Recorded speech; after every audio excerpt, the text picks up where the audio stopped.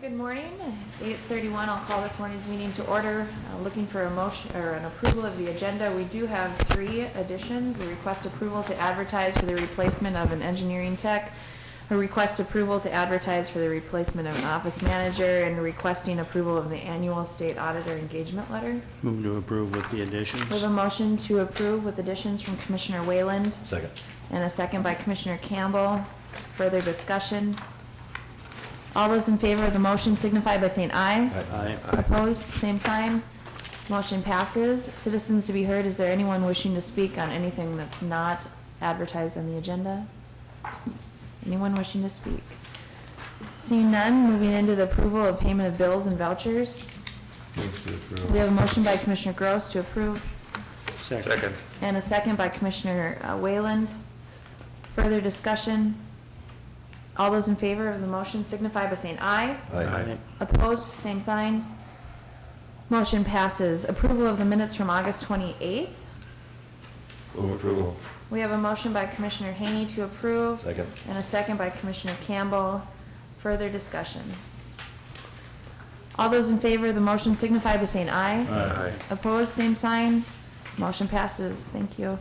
Our item number 2 is the request authorization to repair the Family Service Center freight elevator. We have Georgia and Joe. Good morning to both of you. Good morning.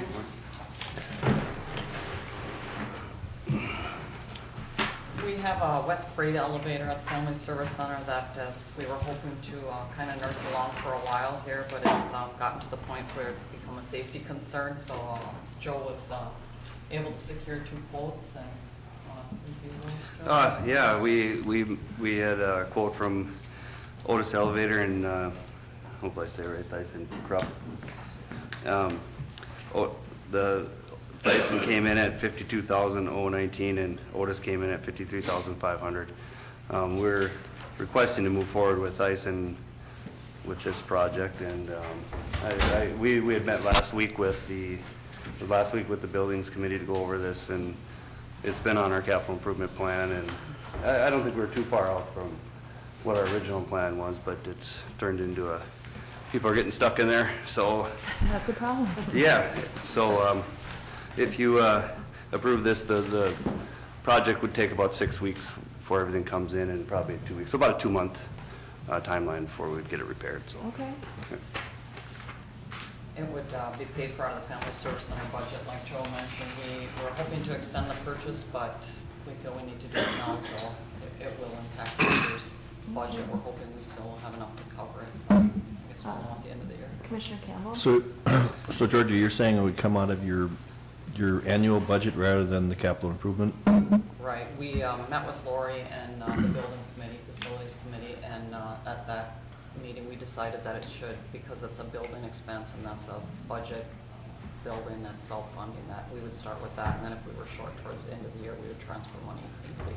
Very good, thank you. Move approval. I'm sorry. Commissioner Gross? Well, this item was in our 3 to 5 year plan, so we just, it's the money's gonna be spent, it's just a matter of, we need to do it now. Right. Instead of waiting, so. Madam Chair, People can't sit in the elevator all that time. Yeah. Move approval. Commissioner Campbell was motion to approve the request. Second. And a second by Commissioner Gross. Further discussion? All those in favor of the motion signify by saying aye. Aye. Opposed, same sign. Motion passes. Thank you. Thank you. Thank you. Our item number 3. Is Rhonda here? Rhonda just got here. Request approval to fill a vacancy for county agency social worker. Good morning. Good morning. Okay, we had another resignation in our child protection unit. This is in our assessment unit. The individual had been with us less than a year. He is moving on to work in a family business, so unfortunately we are losing another child protection worker. I think I've come to you in the last several months with turnover in that unit. We continue to experience that, and people are leaving for various reasons. 2 recently to go back to school, this one for the family business. We have some staff that continue to move to different caseloads because of the stress of child protection, so we just have that constant turnover. So I feel very strongly that we need to replace the position, and I'm going to be working over these next several months with our staff to kind of address some of the issues we're dealing with in child protection again. So we will have just a small budget savings with the gap, but not significant, given that this employee was on step 1 and 2 as well. We would likely hire at step 1 and 2. Rhonda, that's such a difficult department. And I think part of the reason we're seeing a lot of turnover is because of that difficulty. What are we doing? Is there any sort of additional training or trauma training that we can do to maybe help with the turnover? Yeah, we are doing a number of things, and over the last, well, let's see, 3 years, I think we've added 5 or 6 social workers and a case aide. I am bringing in some temporary work from time to time to fill in gaps when we have turnovers, so I've been doing that, and that's been helpful. We're trying to look at how we can pair office support staff with those workers to try to address some of the things that they're doing that maybe a case aide or an office support person could do.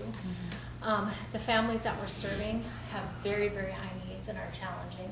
Many of the kids that are on their caseloads are significant enough where we're seeing out-of-home placements, so those take a substantial amount of time when, 75% of your caseload has kids in care. We are doing training, we're doing, they're working on a little bit better mentoring when people come on board. So we're doing a number of things. It's taking a toll on my supervisors as well, because a lot of these new staff are coming in with not a lot of life experience, and so they really do need side-by-side supervision. So my supervisors are, we've taken some things off their plate in terms of some community stuff, just because they really need to be side-by-side with staff. And I know our county attorney's office feels it as well, because our staff are, constantly seeking support and guidance from the county attorney's office as well. So we're working on some of those issues. Okay, thank you. I'll move to approve the request. We have a motion to approve the request from Commissioner Wayland In a second. and a second from Commissioner Haney. Further discussion? Will this approval should backfill as well, correct? That would be great. I don't anticipate internal movement. We generally don't, but Right. if for some reason we do, that would be great. Okay. Do the motion support that? Yes. As well? Okay, thank you. Further discussion? All those in favor of the motion signify by saying aye. Aye. Opposed, same sign. Motion passes. Thank you, Rhonda. Thank you. Our next item, number 4, is the request approval of 2 easements with the city of Moorhead. David Overbo, good morning. We can do your agenda additions after the easements. Okay. This is kind of in conjunction with the other work that we had brought in with the city of Moorhead. It's for the land swap on the backside of the courthouse. These 2 in particular are an easement that the county is giving the city for their flood wall, and an easement that the city is giving the county for our irrigation line. Okay. I believe that the attorney's office took a good look at it, did make some good comments and some changes, and went back to the city. Their attorneys checked it, and then they found one other little thing, so looks like everything should be in order. Well, I know this is something that we discussed probably close to a month ago, so I appreciate the fact that you took the extra time to bring it back to have some legal insight on that. What are the board's wishes? I'll move to approve the land swap. We have a motion to approve the 2 easements by Second. Commissioner Gross and a second by Commissioner Campbell. Further discussion? Further discussion? All those in favor of the motion signify by saying aye. Aye. Opposed, same sign. Motion passes. And then you have, the first request was a request approval to advertise for the replacement of an engineering technician. Yeah, we just got his resignation. One of our 5 engineering technicians is gonna go work for MnDOT in Turret Lakes. He lives real close there. So the benefits are a little better in his favor, as well as the commute's a lot less. So he's given his resignation, and he'll be done on September 18th. So if there was a good time to lose a technician, with construction being a little late this year and being done, so at least now we'll be able to find a guy The one real bad thing that this hopefully doesn't become is there's so much training, if you guys remember, with this position. I mean, you gotta send them to all these different MnDOT courses, and they're quite expensive, and there's motel rooms and meals and things, so we just got done, you know, and Shane came to us with some training, because he was with Braun, doing a lot of testing, so he had some of the concrete testing, and I think maybe one of the bituminous classes, but, so anyway, that's the one part of this that you hate to keep starting over with, is Right.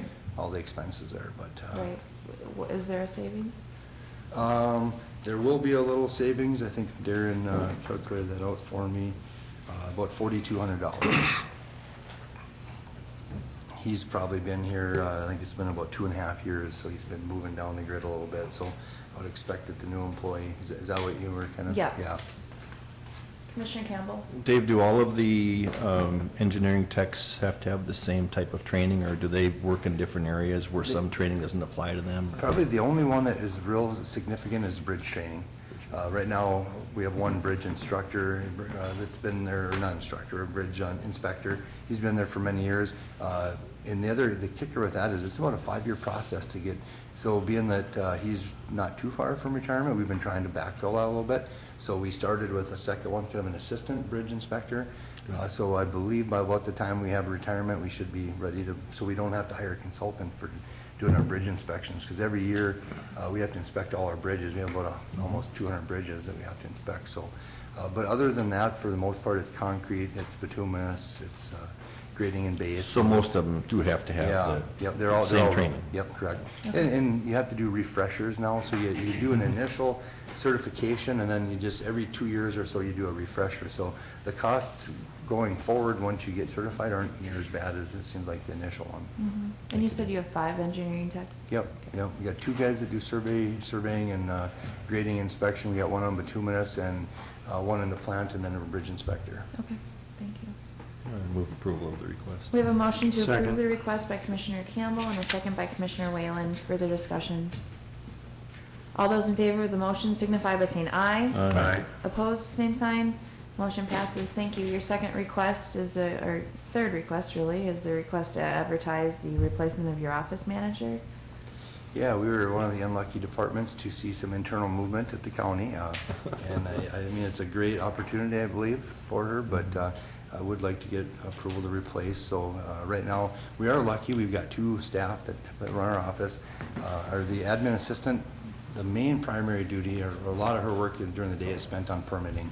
It's unbelievable how much time, and with the, we're into harvest time now, so we're getting all the harvest permits and getting things ready for that. But the overweight moves, they don't ever stop, and you gotta make sure that if they're going over a bridge or a certain route, that they're not gonna wreck your road or take a bridge out and that sort of thing. So Terry spends a lot of time on that area, but they also work very closely together. In fact, the next couple of weeks, there's gonna be a lot of time spent showing on construction documents and different things like that. But I guess I feel it's definitely a position that we have to, there's also a lot of the joint facility duties that's taken on by the county, and we get a little compensation from them on that, but there's a lot of work there too. There's no other staff there that takes care of the yard maintenance and all the cleaning, and the Green Valley people that do the maintenance out there. All right. Move to approve the request. We have a motion to approve the request from Commissioner Wayland Second. and a second by Commissioner Gross. Did you say you needed backfill for this request? Potentially, if there wasn't an internal movement, we would probably either, the only 2 areas that we would look at is either office manager or admin assistant. So Right. I would assume that very good chance that we would Okay. need backfill. Do your motions support that? Yes. Any further discussion? All those in favor of the motion signify by saying aye. Aye. Opposed, same sign. Motion passes. Thank you, Dave.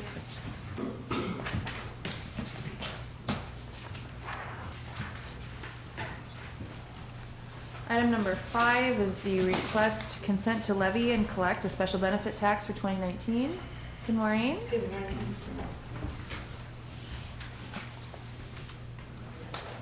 Thank you for adjusting this on the agenda so we can have another week to have some discussions. I appreciate it. Thank you. And you were at Barnesville last night? Yes, we were, ma'am. Okay. And they did approve, or they consented for their jurisdiction, of course contingent upon Clay County's Clay action. County. Okay, well, thank you. All right. Madam Chair, Commissioners, thank you for allowing me to come today. I appreciate the opportunity to come and discuss this with you. I realized after the last couple of weeks that there's been a lot of turnover. Kevin, you and I have known each other for a while, yeah, but two of you as commissioners, this is the first time the HRA has ever been in front of you requesting a levy. And so I thought, if you'll indulge me, a brief history of kind of the cooperation and collaboration between the entities. It's also important for the public because I know that a lot of people. We are, so. People are like, oh, you're a local unit of government? Yes, I'm like, yes, we are. We're just a little bit different than most. We were created on February 4th, 1975 by the Clay County Commission in order to address the housing needs in the community. In fact, Clay County was the home of the HRA for the first 6 years of its existence. The staff was staffed in the planning office, and the county paid the salaries and all of the expenses associated with the Housing Authority. Last week when I was here, I saw that you guys were honoring folks for years of service. We have an employee, Jerry Sealer, who started with the county 40 years ago. Fantastic. She literally was 19, so I think it's important to point that out. My 19th birthday is too. She started in the planning office and did the Housing Authority work, starting in 1978. And she continues on at our agency as our Director of Administration. So we are very grateful for her years of service and dedication. In 1981, we kind of became a child that graduated and went out into the world on our own. So we were able to establish separate offices and become self-sufficient. We no longer relied on the county to do general appropriations in order to support the operations of the Housing Authority. And since that time, we've come back 3 times. This is our 4th visit, requesting the ability to do a levy in the county. There are a number of housing authorities that levy each and every year. But we also have been, I think, a partner with the county for many years. In 1985, we issued $810,000 in revenue bonds. The Housing Authority issued those on behalf, the HRA issued those bonds on behalf of the county. We then went back in 1993 and did some law enforcement revenue funding of $335,000. And then back in 2002, while everybody's trying to figure out what to do with the jail, it's been going on for a while, we issued $4,095,000 in bonds from the HRA on behalf of the county. Also in 1992, we issued $6.3 million in order to purchase St. Ansgar's Hospital on behalf of the county. The Housing Authority is the one who issued those bonds and carried those bonds on our books. We, in 1998, funded the remodeling, which it sounds like the elevators need some more help, at the Family Service Center. And in 2002, we funded the courthouse remodel for $4.2 million. And then in 2001, we also did the maintenance building in the Moorhead Industrial Park for $2.2 million. The Housing Authority used that bonding authority at the request of the County Commission. We did it for free. Typically, other agencies will charge a fee. We did not, because we're partners, and we always have been. This commission appoints our board, and we have considered that partnership to be strong and important throughout the years. In fact, just recently, we cooperated with Clay County Social Services to write a regional grant on behalf of 10 counties to do some infrastructure building in order to address service needs in our community for people who are in very expensive institutionalized settings as well as homeless. And we partnered with that and are splitting the administration. We were able to pay for a 0.2 case aid plus some of the administrative salaries at the county. We wrote the grant. We didn't charge any fees because we also are our partner on that. Right. So we have appreciated that partnership, and hopefully it continues in a very positive ways for years to come. With me today are 3 of the commissioners that you guys have appointed. Dale Raleigh is our vice chair, Les Bakke, our former chair, and Cecil Johnson, member extraordinaire. We currently have 6 commissioners. I have to express my gratitude to them publicly as well. They do this for free. They get $35 for a per diem, and they spend a lot of time and sometimes have a lot of headaches to do with it. But we appreciate their service. because they are true servants to the citizens of Clay County, Right. and we couldn't function without them. Well, and I think they definitely represent, I think they're people that are very active in their communities, and their actions represent what they hear specifically from their constituents. I know that all of those three people, if they were seen in the community, somebody's going to come up to you and tell you what they think you should be doing, and I appreciate that your actions reflect those positions as well. Yes, and they get to hear it all over the place. So that brings us back to the issue at hand today, which is our request for a consent to the levy that the HRA commissioners have already enacted. Under the statute, it's very kind of arcane, but we are one of the only government entities that has the ability to levy, but then requires consent of another body. The reason for that is because you appoint our commissioners, they're not elected by the public. Right. And so therefore, we need someone who's elected to do that public consent before we're taxing others. But it is outside of the levy limits of any of the other jurisdictions, cities, or the county, and it is, if you look at the line items on the tax statements, you'll see one that says EDA/HRA levy, Yep. and you'll see a bunch of zeros running down there, except for the city of Moorhead does have an EDA levy. I believe they're the only ones in the county currently that do. I don't think any of the other columns have zeros on them, but ours typically has 40 out of those last 43 years. So our Board of Commissioners, before they come and make this request to you, really looks at, is this in the best interest of the citizens of this county? Is this something that will be providing a much greater benefit than what we're asking for? We don't come in every year because we really do a careful analysis of that. In fact, in 2012, our commission did levy, but then we looked at the implications of the tax reforms that occurred that year and the impact on Clay County residents, and we rescinded that levy and did not come in. We then looked in the following years when you guys were making the very challenging decision of how you're going to finance the jail, and did not want to take action until that was finalized. Every time we have levied, we've been able to turn that money over numerous times. When I did the math before I did this memo to you guys, I was like, oh, we've brought in dollar for dollar, $12 for every dollar that we have levied. That's important. I think that's a good investment for most taxpayers. In fact, if you can give me something that you're going to return, even 5 to 1, I'll take it. And we could not have done a lot of these programs without those initial levies. A lot of what we did at the beginning was rehabilitation work, and now we've had a continuing presence doing that rehabilitation work throughout the county. One of the requests that we're making in here is for funds to assist with the city of Sabin. We submitted that application on their behalf for the city of Sabin, and that application was funded by the state of Minnesota. Now, the citizens of Sabin have paid each of the other 3 levies in the past for other communities to receive that benefit, and now they have that opportunity in their community. We'd like to be able to provide at least the same resources. The other issue is that when we've been doing rehabilitation work throughout the county, we do operate some Minnesota programs in the city of Moorhead as well, but consistently we're seeing our older homes have a ton of lead-based paint in them. And if you're 65, you're not chewing on the windowsill, and so it's really hard for you to invest $20,000 to $25,000 and put a mortgage against your home when you're a low-income person in order to get that lead out.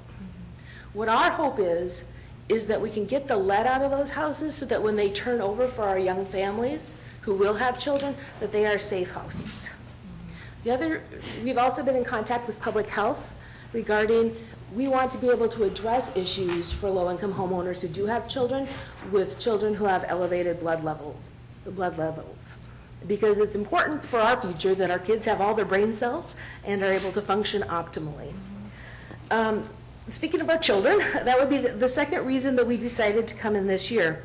We were, with our last levy in 2014, we used a portion of those funds to start a pilot program that we called HRA Cares for Kids, because the state title was rental assistance for highly mobile students in grades K through 12, and that's too hard for me to remember.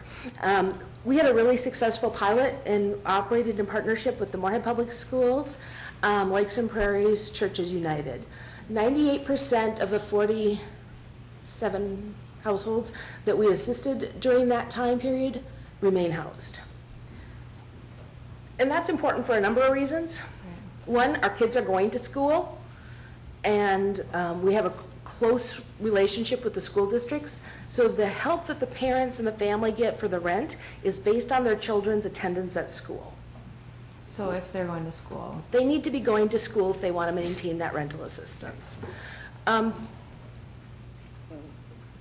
hate to be a bragger, but we have enough partners that it's not just us.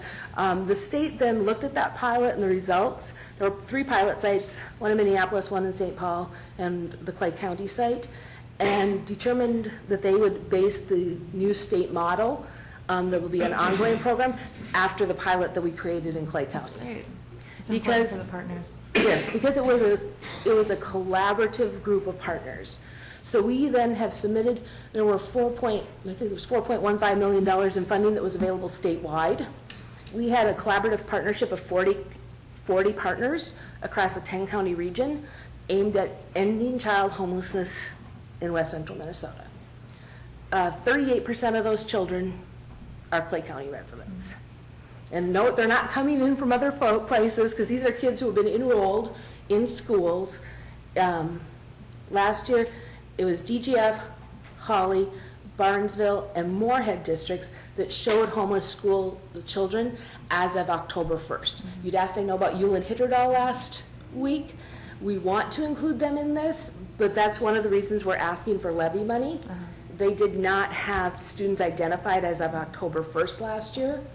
And so under the state Department of Education information, they weren't one of the schools that we believed was eligible at that time. Okay. But we want to be able to make this as a resource that's available to any child within our community. We were extremely fortunate to receive about 1/4 of the statewide funding and have the highest ranking application in the state. But the majority of the money is just for rental assistance. $920,000 of that, slightly over $1 million, is only available for rental assistance, which is great, but as Director Porter was up here saying, families have a ton of stresses going on in them. One of those stressors, we frequently work in conjunction with child protection workers to provide the rental assistance. They can provide so many supports, but obviously it's a tremendous burden on them. There are also families that do not meet the criteria of having active child protection workers in their lives, because child protection workers are spread thin. So we rely on our partners to provide supportive services so that families continue to have children attending school, be engaged in school, have the parents have the support they need to become self-sufficient, and so that they never end up homeless again. We only received enough supportive services grant funding to pay $10,000 per year for both Clay and Wilkin counties to provide those support services. That's the other reason that we're coming back to you. We've also asked the other housing authorities in our region to look at tax levies for support services in their counties. And we've done that based on the percentage of children in the schools in their communities. So we're not just asking Clay County, we're asking all of the regional partners.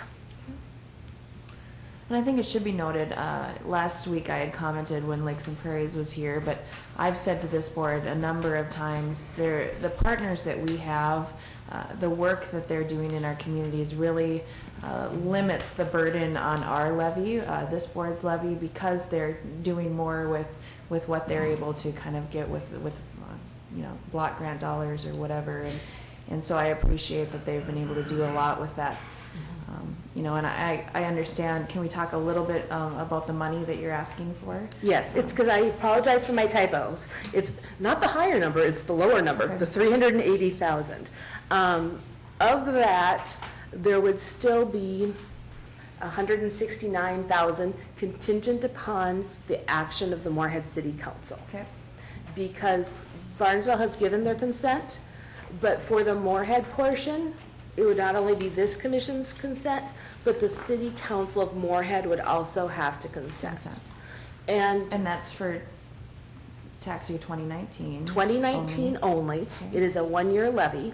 That was one of the questions they had in Burnsville. Is this every year? And I said, I'll tell you the same thing I tell the Clay County Commission. It's for this year, but I don't promise I won't ever be back. Right. It's 1 year only. I have a question. Yep, Commissioner Campbell has a question. Okay. The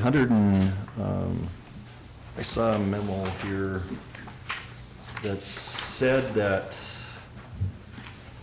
excuse me here, that it said that if Moorhead did not, It's on the, it's right here we go, yeah, that if Moorhead did not approve, they would be rebated and return that money. And that's probably Can you my- explain that to me? Because, Lori Johnson would take that off of the. off the levy. Off the levy, off All of right. the Moorhead taxpayers. And I did not word that. So it's not a Clearly. refund, it's just No, it's just zero. that there would be zero on there. So of the 380,000, it would be diminished by the 169. You would, We the would not give it HRA to- would get $169,000 less. Yes, we would get $169,000 less. And those Moorhead taxpayers would not have that line item Right. on their And if tax. Barnesville would have failed, which they They would have been. consented upon Yeah, but this same action, thing, it would have yes. been 87. Yes, and I looked at that language afterwards and went, I was not clear about that, as well as my Yes. typo. I Thanks apologize. for clarifying that. Yeah, thank you. And so on this levy, that it shows like a $200,000 home would cost $1 a month then. $1 a month is what we're asking on a $200,000. Even if you have $1 million home in Clay County, which I believe is around the max, we're asking for $5 a month. And this is one of the things that our Board of Commissioners looks at. What do we think that the majority of Clay County residents would feel comfortable paying to get let out of houses and keep kids from being homeless in school? And we think most folks with $1 million house would say, we'll throw in $5.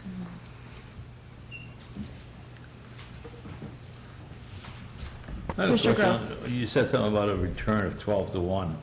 Where does your return come in, though? How does that? It's from the grant writing. A lot of that money has come from Minnesota Housing and the Department of Employment and Economic Development. We need to have matching funds to show them in order to leverage federal resources that are administered by the state and by state resources. So, for example, on the easiest example to give is on the rehab.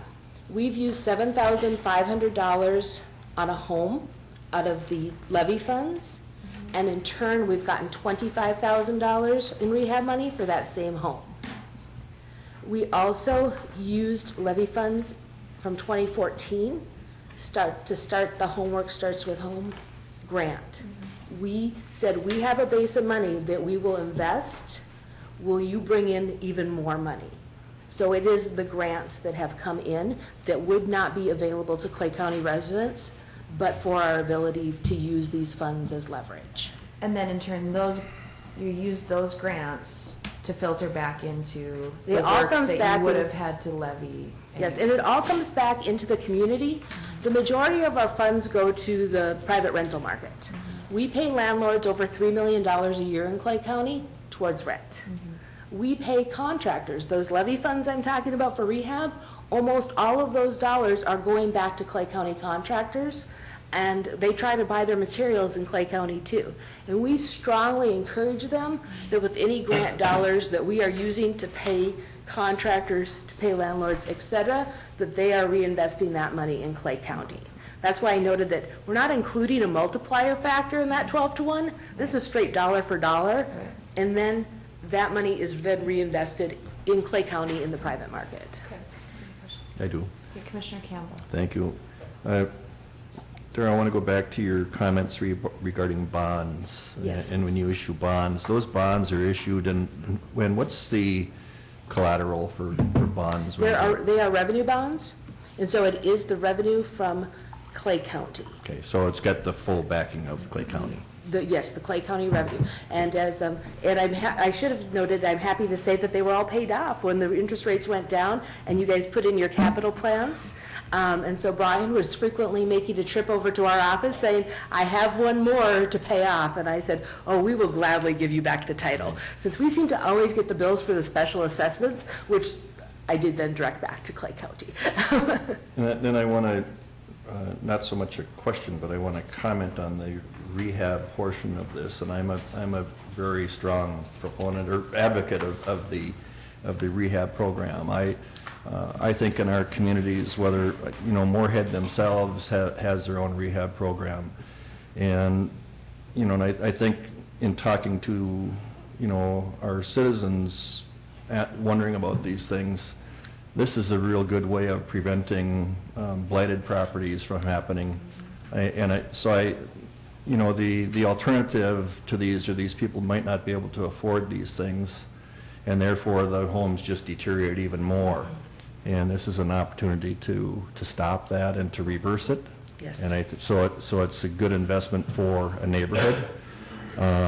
I actually got a comment from somebody saying, would you please come and rehab the person next to my house? Well, I hear that too. Yes. That Right. there's many properties that would like that. So I'm a real strong supporter of that.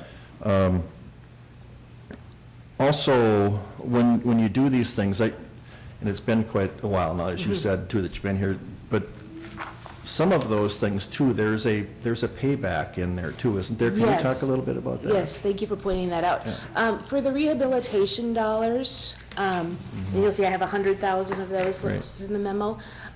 Those monies are turned over and come back into the pool when somebody no longer occupies their home, either because they've passed away, they've moved to a nursing home, or they've sold the home. So we were, I think I told you last year when we didn't ask for a levy, we were able to at least submit the Sabin application because we had some of that pool built up. And then the thing is, we want it to be equitable though, so that it is spread across.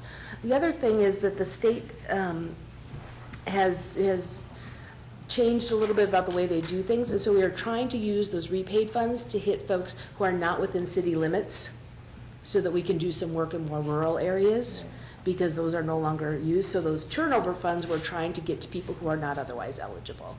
But yes, they are coming back in. We're doing more rehab using those funds.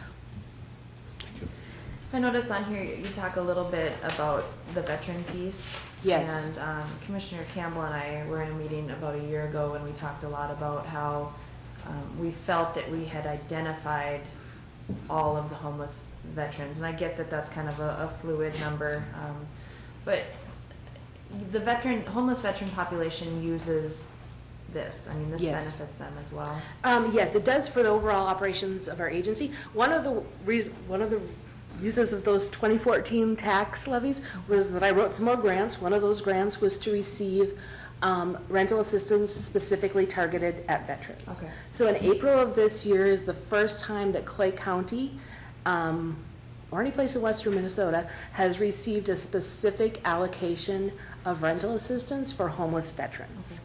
We are happy to say, and I'd like to say this publicly, that if you are a homeless veteran today, please contact the VA, and they will bring you to our office, and we have rental assistance available for you right now. That's important. I would also urge them to go to our Veteran Service Office. And your Veteran Service Yeah, Office. You can get that Yes. same thing there. Yes. so. But it's through the actual VA that has, the federal government provides the support services for those workers. We know, we have a lot of partners in the room who've worked really hard on this, that we can end homelessness for segments of our population. Veterans were the first ones we were able to accomplish that with. We would like children to be our next population that we can end homelessness for. Thank you. Commissioner Whalen. So the last time you requested this levy was 2014. Yes, we were here in 2013, so 5 years ago. So And I given promised you that- then I didn't think we'd come back every year. I'll make a motion to approve the request. We have a motion by Commissioner Wayland to approve, Second. and a second by Commissioner Gross. Further discussion? Is there anyone in the audience that would like to speak to this? Dale, come on up.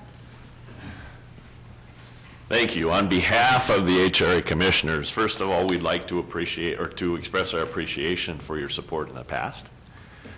And I think there's a couple of things you should know before you vote on it, is that we had a long and thorough discussion about this before coming to request this of you. Number two is our staff at the HRA, led by Dara, are great. They're awesome. Part of the reason we don't ask you for a levy every year is because of their thoroughness and efficiency and the way they do their jobs. I know you've all seen the results of many of the projects that we've had in the community. I do want to say one thing about the levy now.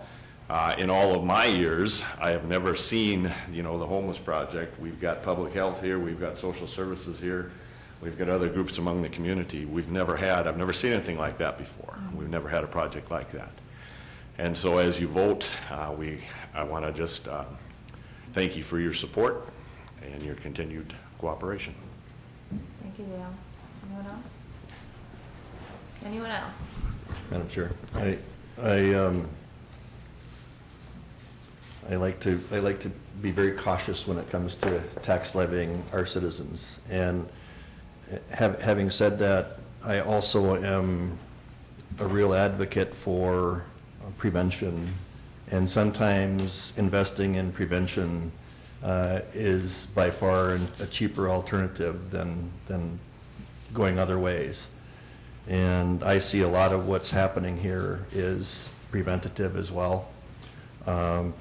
You can start asking yourselves if what happens to a blighted home.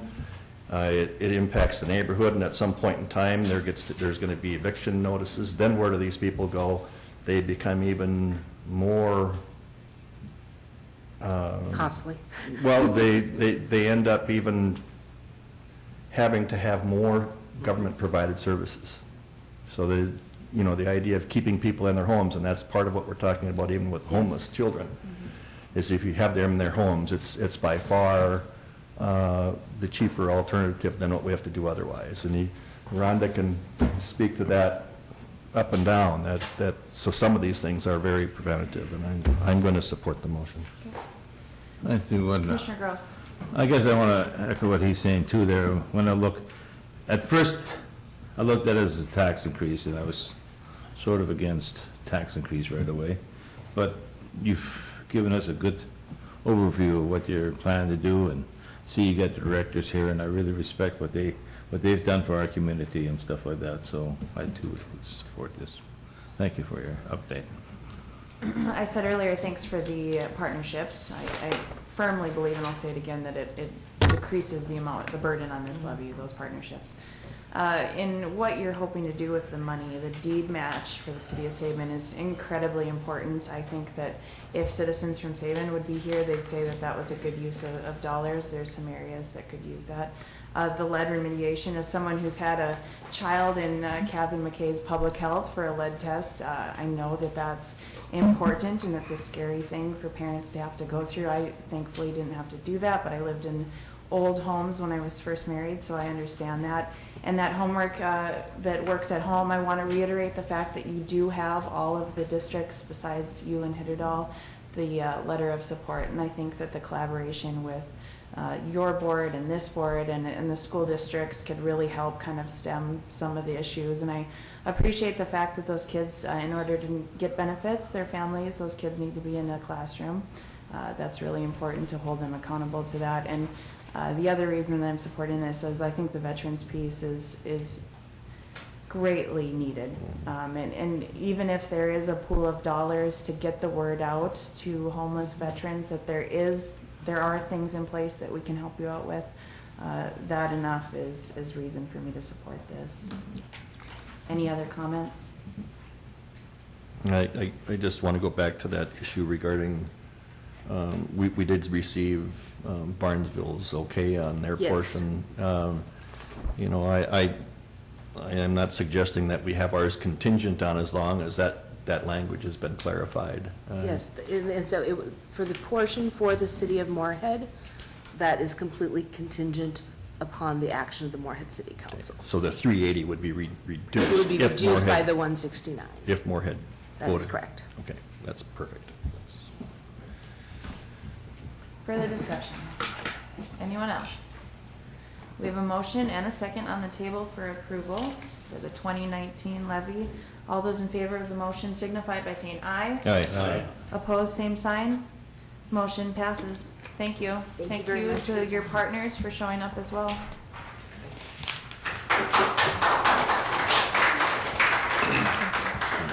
Item number 6 is the budget update.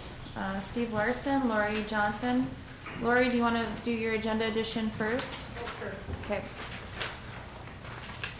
It's getting better. Thank you. Good morning, Lori.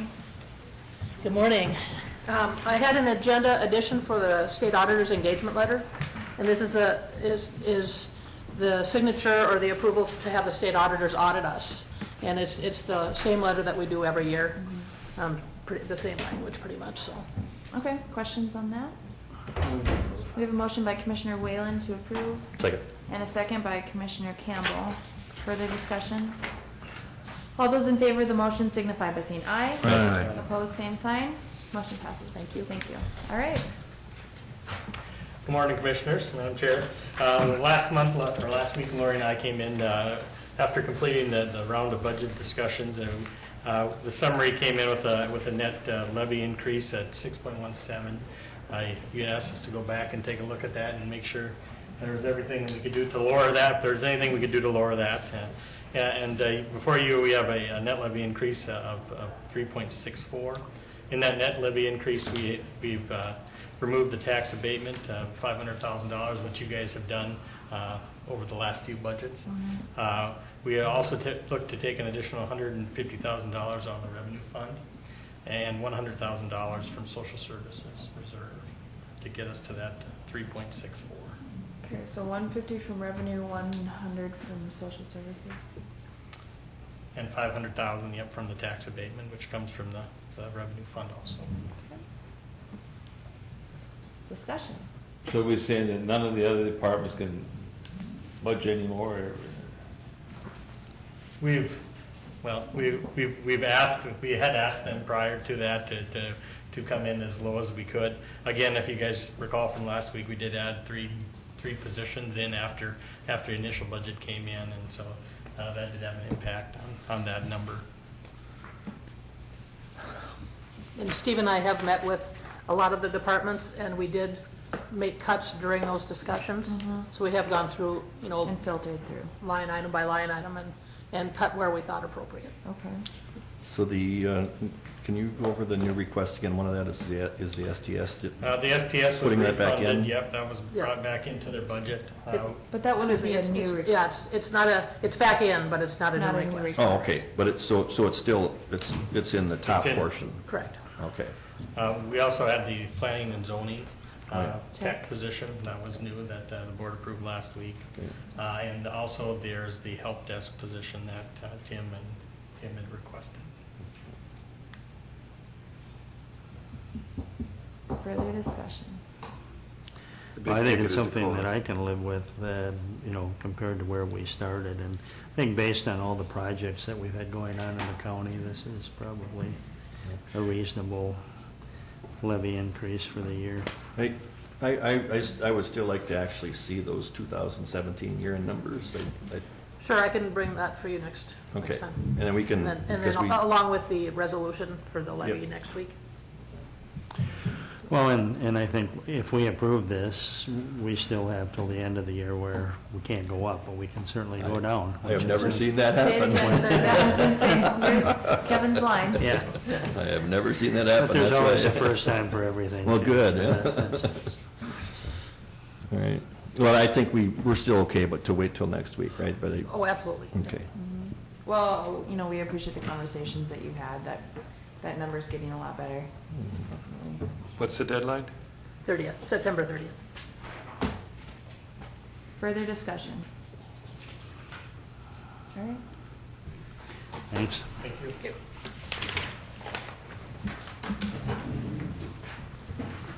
Okay, committee reports. Commissioner Campbell. Oh, man, okay.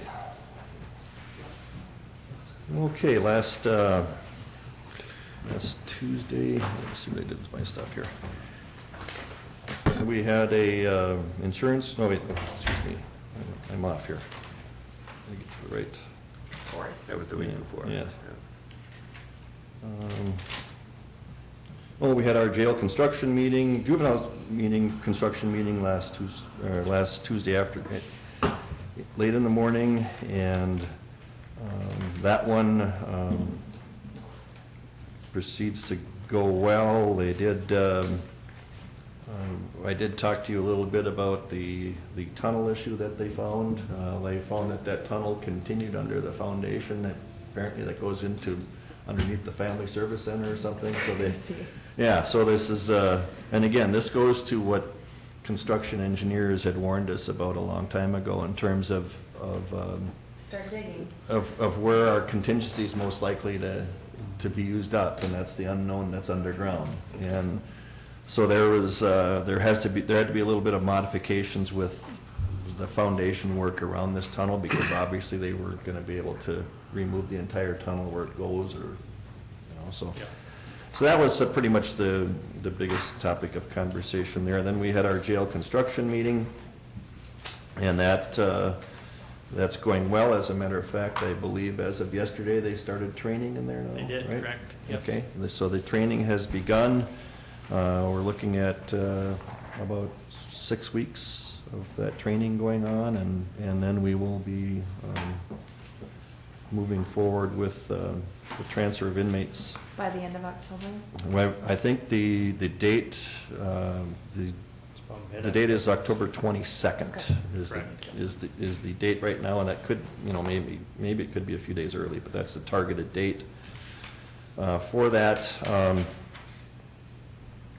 I know that any day now, we actually should be getting the certificate of occupancy. If you haven't gotten it yet, Haven't yet. Right. Stephen, you should be getting that shortly. And then on the 27th of this month, the Department of Corrections is coming in for their final inspection, hopefully, their final inspection of the facility. And so that'll just mean we're that much closer to seeing that phase 1 and ready to open. Is part of that training an overnight stay for somebody? I heard Ye- that once. Yes, that's a we good get question, to Commissioner submit Gross. names, or- That's actually being planned. I can't give you the exact date, but I know that's a date in, you know, early to mid-October. And that is actually being coordinated by our jail ministry. They're the ones who are coming up with, so I think there's a reservation process going on for it right now, so you can reserve a cell if you so choose to spend a night there. And I just got recommendations. so that, and again, it is a big part of the training, because during that process, they're going to be asking these people to do different things during the course of the night to kind of unexpectedly to deal with the staffing, so, yeah, but it's, Okay. so, yeah. And then on Thursday, we had our Clay County Joint Powers meeting started back up after the summer, and we spent most of the time talking about planning for the intergovernmental retreat. That will be in January, and I think we're going to, you know, so we did approve basically the same format as we had the previous year, with the same, now we're gonna go, I think we've got a food vendor chosen to handle that piece of it. We are uncertain at this point just what the main topic is going to be. I know at our October meeting, we're planning on having Rhonda Porter and Julie Savat come in, and as you recall, last year it was really tied to the opioid issue and that type of thing, and of course that hasn't gone away yet, so there still could be a portion of that dealing with where we've come, you know, in the past year and that, so but they're going to be coming to us on the first Thursday in October to discuss that issue. And that concludes my report. Who's hosting the retreat this year? It's not It's- schools. No, it will be the school district, because they're the current host, so they Okay, host the so retreat. Dilworth hosted last year. Yep. Okay, Mhm. thank you. Yep. Commissioner Haney? Thank you. On the 5th, I attended the building committee that we spoke about with the West Freight elevator not functioning. And in addition to that issue, we also heard about the generator and transfer demolition and removal project that's estimated around $23,000, and that'll be paid in the capital fund. And we discussed knowns and unknowns down the road, such as rewiring for data estimated at $400,000 for the next 4 years. But this may be complicated by the new tendency to go wireless. So we're looking at boiler replacement for the courthouse after next winter, and we're looking at paving the staff parking lot at the DMV. So those are the issues on that. Then on, later that same day, on the 5th, I attended the Moorhead Planning Commission, and the Moorhead Planning Commission approved a Profit Incorporated request for rezoning a property along 34th Street and 28th Avenue north of Hardee's from transitional to regional commercial. And we also approved the preliminary and final plat of the Horizon Shores Car Wash on that site. So, and access will be restricted to 36th Street or 28th Avenue South. The access road exists at the back of the Hardee's property on the east side. And then I attended on Thursday morning, along with Commissioner Campbell, the Clay County Joint Powers Committee, and we did discuss the really important thing, and that is the addition of Swedish meatballs to the menu for lunch that day. Yes, whoever was catered that from Saban, Casey Jones, was amazing. That was the first thing on the agenda, ahead of the programming for the retreat. Perfect. And later that same day, I attended the Clay County Collaborative Governance Board, and we received information from Administrator Jane Neubauer from the LCTS coordinator, and that took place prior to the regular meeting. Then we had the regular upcoming 2019 budget meeting with them. And that concludes my reports. Okay, thank you. Commissioner Gross. I too attended the facility meeting on Wednesday, which has been covered very well. On Thursday, we had the land management meeting where we're talking about, DNR's talking about, or Nature Conservatory, I think, talking about acquiring more land, and we're gonna have further discussion on that. We didn't really settle anything on the meeting, we're just gonna move on and get some more information on that before we do any action on that. After that, I attended the Red River Basin Commission. They had a meeting out at the Marriott, and I attended that, and they talked about the diversion project and stuff like that. Interesting stuff for what's involved in it and what the plan is for that.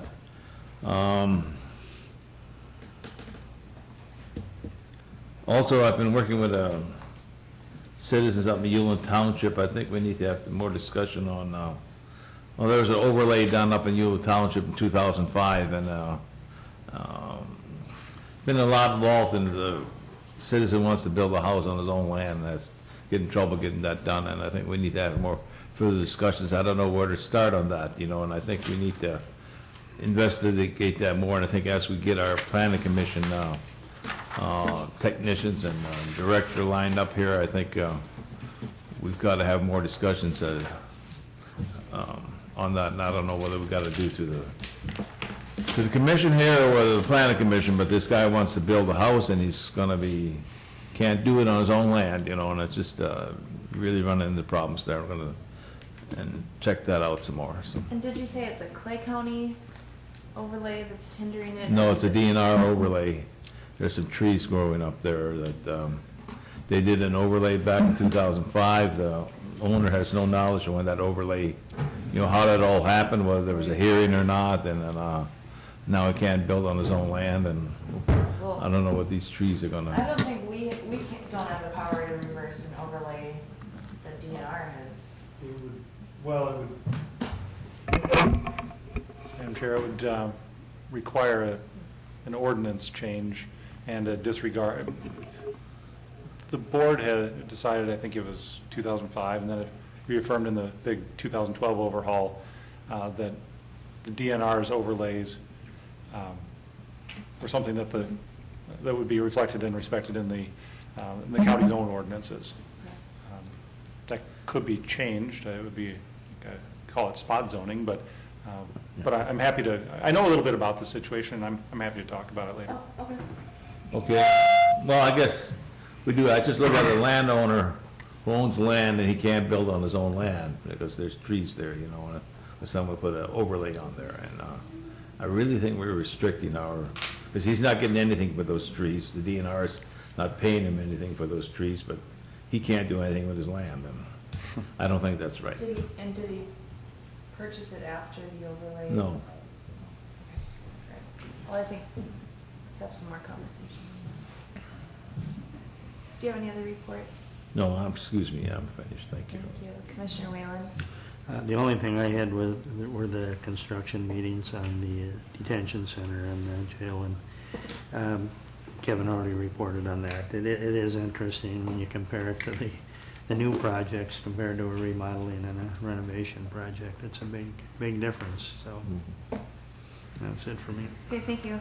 Last week, I attended the Recovery Reinvented Opioid Summit in Fargo. Governor Burgum and his wife put that on, and as you talk about what the intergovernmental retreat could be, parts of that summit really could, those discussions could be continued at the intergovernmental retreat. It talks a lot about the partnership and how do we figure out what to do with this epidemic that we're facing. I also attended the MetroCog executive committee. The new executive director is working on the flow chart and staffing needs. There's still a considerable amount of dollars of highway or federal funding that was not used in 2014, and so we're bringing different partners to the table on how we could help, because there's some studies that need to be funded. Part of the discussion was the Heartland Trail. Could any of those dollars go to help with any planning for the Heartland Trail? The Diversion Authority has some dollars that could possibly be used for that. So the continued discussion is happening about that, and obviously with additional work, what would the staffing needs be? And so the new director is bringing those back to the committee for further discussion. On Thursday, I had the opportunity to go down to St. Paul. The Lessard Sands Outdoor Heritage Council was holding hearings on environmental projects throughout the state, and because I'm on the Environment and Natural Resources Policy, I felt it important to discuss. I did testify with Pheasants Forever on some federal or state funding dollars, and talked a lot about what Clay County is doing with those dollars on the bonding county-owned property that we have. I think it's important for the public to know, but also this board. I did have Lori Johnson run numbers in terms of PILT payments versus taxes recouped on those properties. Clay County nets 13% more on the properties that DNR, Pheasants Forever, these hunting land issues, or government properties than we would regular taxes. So I think that's important to note as well. And then I had some continued discussion with our new administrator on some issues that I think you'll bring up in your reports. That concludes my report. Thank you, Madam Chair, Commissioners. Last Tuesday, I participated in the owners' meeting for both the juvenile center and the jail. That's been covered well by the Commissioners. On Wednesday, I met with Ben from Hometown Planning on a number of issues. Also participated in the Facilities Committee. Commissioner Heaney has addressed what we've talked about there. We also participated on Thursday in the Joint Powers. In the fall agenda, Commissioner Campbell has addressed that. Our county land management met on later that day on Thursday. Commissioner Gross has addressed that. Our county management will be looking to have our United Way packets are going to be coming out very soon. We had a representative talking to our department heads on Thursday. And also participated in a meeting with the county attorney's office and the discussion of our legal contracts with the city, or lack thereof. Also participated in the jail transition coordination meeting that afternoon, and it looks like the 22nd of October should be a good date for us to hit this time. So that's good. I also hope to participate in the Minnesota Association County Administrators Conference in October, unless the board has any issue with that. I think that is important for you to go to that. Okay. I don't know what the rest of the board. Yes, of course, yeah. Thanks. Thank you. I talked with Cheryl Grandbois out at Motor Vehicle and Lori, and looking at some different efficiencies that are possible out at the motor vehicle. And one of the issues that we talked on was currently the state only provides drivers testing on Wednesday, Thursday, and Friday. And so it's very routine for some of our citizens to say that they're going to different locations to get testing because of the number of days and when they can test. When it's your birthday and you turn 16 and you think you're going to show up and get your test that day, you're not. They're oftentimes booking out weeks in advance for those testing. And so, so one of the things, this really isn't a new issue, but one of the things that we're looking at is bringing the state representatives from the state of Minnesota and looking at if we can get testing added on Mondays and Tuesdays. I think we have a date of September 26th at 10 here that we're going to meet and look at that possibility. And so just to kind of put it in perspective a little bit, Fergus Falls currently has driver's license testing 5 days a week, and they average about 15 people a day. On a recent Friday, we had 126 people show up for testing. And so if we could spread that out over a couple of days, I think it certainly would be beneficial to our citizens. So Well, I think it's this board's desire to make that building more user-friendly, but also to use staff time wisely, and having 120 some people show up for something is clearly a need that's not being met. Sure, Mayor. We're also in our agenda today, we've worked with Madam Chair and setting our rural cities and county meeting. We had a tentative date of October 1st from 4 to 6. We'd like to make that the date at the Glendon Community Center, if that's all right with the board. Colleen would send out the notifications after later this afternoon. From 4 to 6 at 4 to Glendon? 6. 4 to 6 at the Glendon Community Center. Thank you. I think that we should take the tentative. What's the date again? October 1st. Monday? Yep. Thank you. Just for the board to be aware, Colleen has provided notice of a public hearing for continuation of the property tax abatement. We'll be addressing that in the September 25th board meeting. I did send out some emails for those of you that are affected, but AE2S will be conducting surveys on support of the FM diversion adaptive monitoring and management plan. They started actually yesterday. I'll be working in a number of areas, but Commissioner Gross Campbell and Commissioner Mojo's districts. And so if When you're did you send that out? on Friday. And so if there's any of your constituents have any questions, or doing surveys on property lines and geomorphology work, and we'll be finishing that up by the end of this year. At that point, the right of entry will expand. I've had some conversations with Jim Berg, a hydrologist from the Minnesota DNR. They have completed the County Geological Atlas Part B. They're going to be asking some time of you guys in the future to come here and do some presentations on that, and also do some staff training with our planning and zoning positions. And we've kind of asked that we can maybe wait until those people are in the positions. And so we did get the planning and zoning director's job in the text, and we have had some interest in those positions, and so we'll hope to be doing some interviewing on that soon. And as we get close, we'll find out how you guys would like to do that. Had a meeting this past week, as I mentioned, with Brian and Mr. Melton is still in town, and Pam Foss, interim county attorney, and Mr. Beadlesbacher, in addition to in discussion on the contract that that we don't have currently with the city of Moorhead and the county. Mr. Melton was able to give me some feedback. We've actually been operating since 2015. We're on. It's the 16 was the last. 16-17 contract was not signed. Sure. And then, of course, we're into 2018 now. Sure.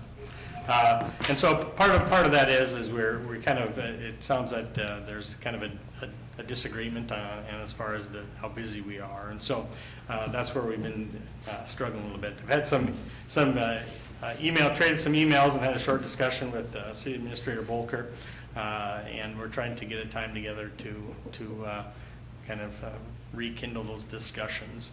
And so I'm a little bit concerned based on the discussions that I've had with the city administrator and with our county attorney's office that we are pretty far off on where we're at, and I think hence why we haven't had a contract since 15. So, but I will work forward on that.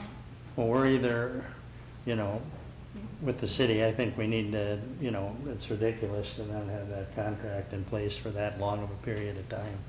And so I think we need to, put them on notice that, we need this thing resolved in a timely manner.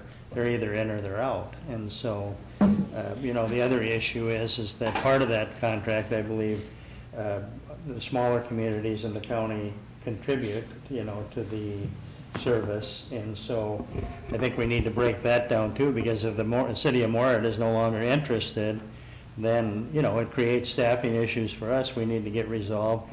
And we need to see if we're able to provide that service, continue that service for the smaller communities in the county. So I think all those things need to be resolved here and as soon as possible. I agree.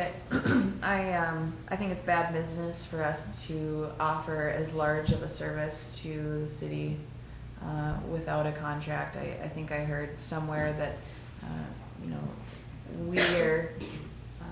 they're using 2.7 FTE and being charged for basically 2. And so this is not something that we're in this to make money on. I think it's a partnership. It works really well for all the communities to have the same sort of service and collaboration with the county.